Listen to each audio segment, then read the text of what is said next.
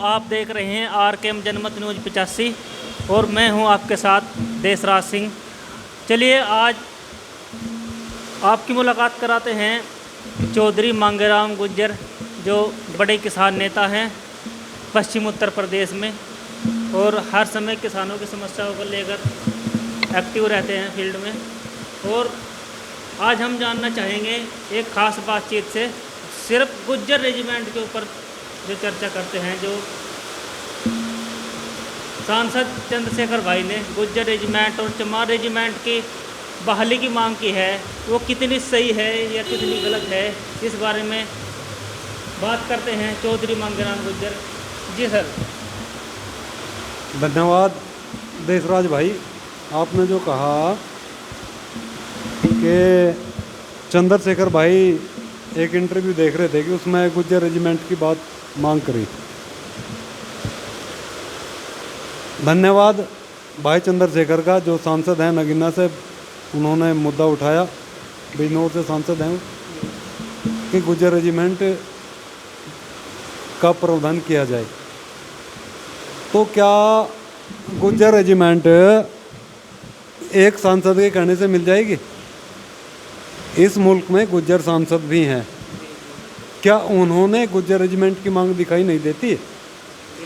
OBC की लड़ाई पहले भी मान्यवर कांशीराम साहब ने शुरू की इस मुल्क में, कि ओबीसी की जातिगत जनगणना की जाए और जातिगत जनगणना करके इन्होंने इनकी जनसंख्या के हिसाब से प्रतिनिधित्व दिया जाए।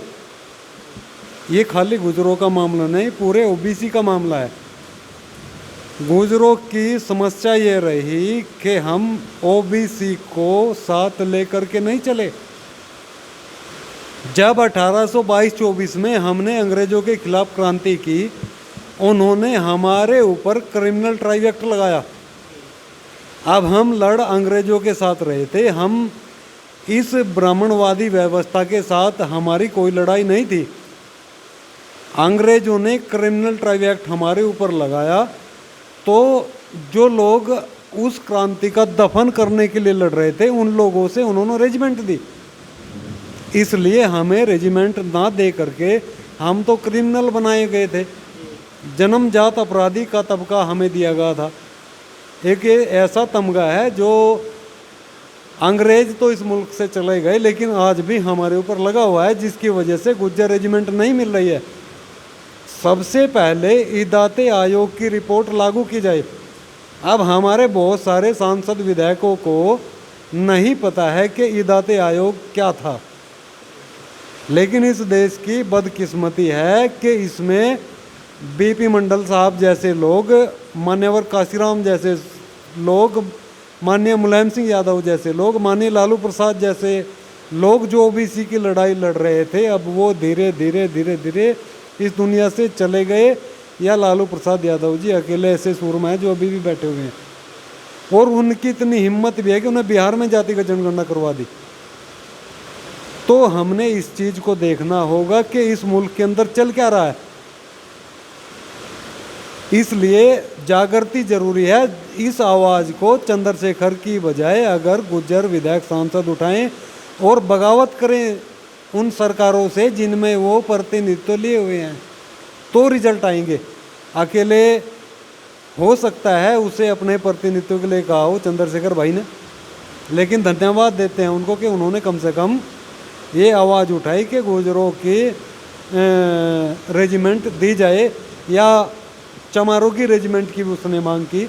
हालांकि चमारों की महा रेजिमेंट के नाम से महाराष्ट्र में रेजिमेंट है और वो पहले से ही है, ऐसा नहीं है। लेकिन चलो खैर, उन्हें मांग की बहुत अच्छी बात है, अपने समाज के लिए मांग की बहुत बढ़िया बात है। मैं तो उनका स्वागत करूंगा उनकी मांग का। तो ये जो कमी हमारे समाज में आई देशराज भाई, हम तो खैर किसान नेता हैं, लेकिन इन मुद्दों पर हमारा बोलना इसलिए मजबूरी हो गया है क्योंकि हमारे नेता हमारे प्रतिनिधित्व के लिए चुप हैं।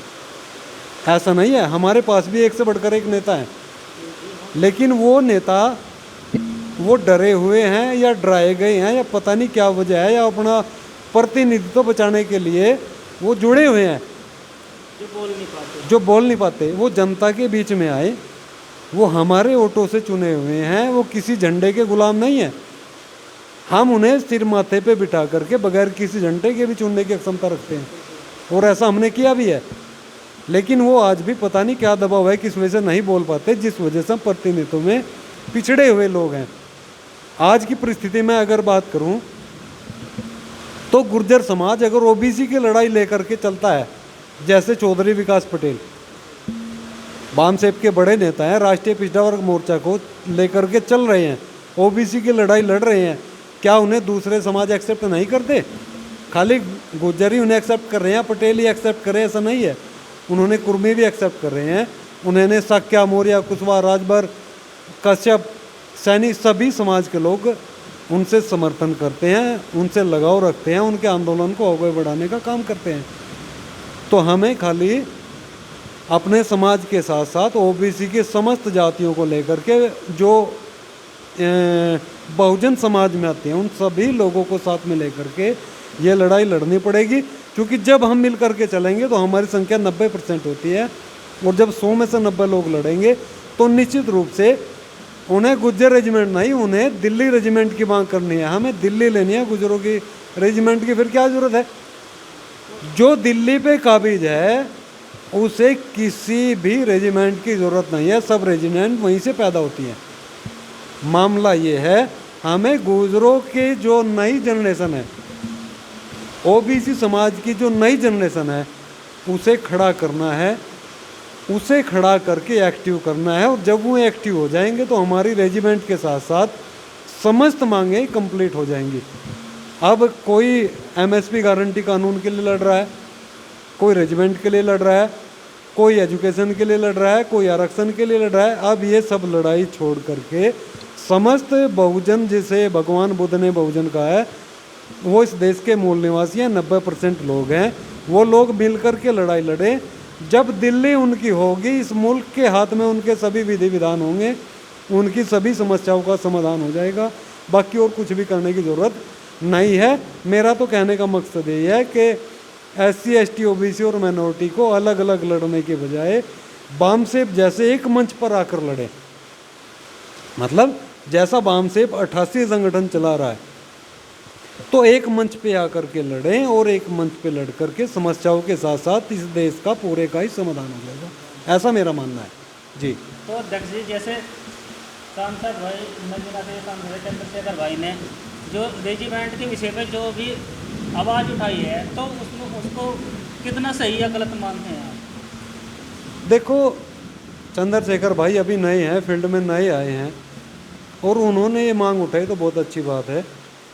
उसके क्या लक्ष्य हैं क्या नहीं है वो तो वो जानते होंगे, लेकिन कम से कम उसे इतनी हिम्मत करी कि उसे गुर्जर रेजिमेंट की मांग करी।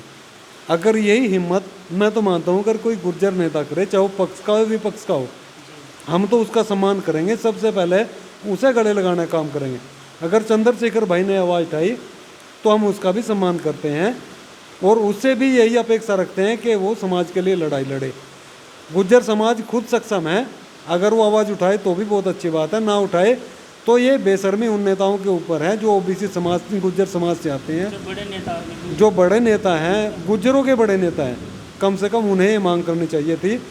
और आज मैं बिल्कुल कन्फर्म हूँ कि वो आज नहीं तो कल मांग करेंगे और सड़क पे भी उतरेंगे।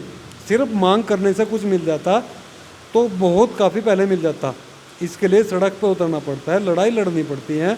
लेकिन फिर भी उसका धन्यवाद है भाई कि उसे कम से कम ये मांग रखी जी। तो जी हम सुन रहे थे, एक बार एक वीडियो देख रहे थे कि उसमें एक हमारे कोई बड़े गुर्जर नेता हैं, उन्होंने ये कहा कि चंद्रशेखर भाई ने जो मांग करी है कि हम सक्षम हैं गुर्जर रेजिमेंट को बहाल कराने के लिए भी, उन्हें मुद्दा उठाया नहीं उठाया, उसे उन्हें कुछ ज़्यादा बड़ा नहीं माना। लेकिन जब गुर्जरों में बड़े बड़े नेता हैं, क्या आज तक किसी में हिम्मत नहीं बन पाई जो अपने गुर्जर रेजिमेंट को बहाल करके और कराए और उसका अपना?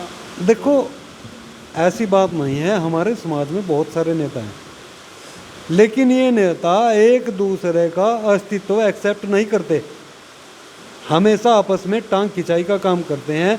रेजिमेंट लेने के लिए उनके मानने या ना मानने से कोई फ़र्क नहीं पड़ता। अगर गुर्जर रेजिमेंट लेनी है तो उन्हें नेतृत्व करना पड़ेगा, जो नेतृत्व करने में सक्षम है और सड़क पे हमें उतरना पड़ेगा जब रेजिमेंट मिलेगा। आज तक हम लोग अपने ऊपर से क्रिमिनल ट्राइव एक्ट जो हमारे ऊपर अंग्रेजों ने लगाया था उसे तो हम कंप्लीट हटवा नहीं सके। आज भी हम आदतन अपराधी का दर्जा हमारे गले में लटका करके यात्रा लोग निकालते हैं। अगर मैं 31 अगस्त की बात करूं तो गंगो कस्बे में ही भारी मात्रा में गुजरों ने गले में तख्ती डाल करके मार्च निकाला। आदतन अपराधी। मैं आदतन अपराधी हूँ, मैं अपराधी हूँ, इस किस्म की तख्तियाँ वो लोग गले में डाले हुए थे। चाहे उसमें गुजरों के बड़े नेता भाई लोकेश कुमार सलारपुरी हों या भाई मुस्तफ़ा रहे हों या भाई कई सारे लोग थे, भाई मुस्तकीम गंगो से हैं और भी कई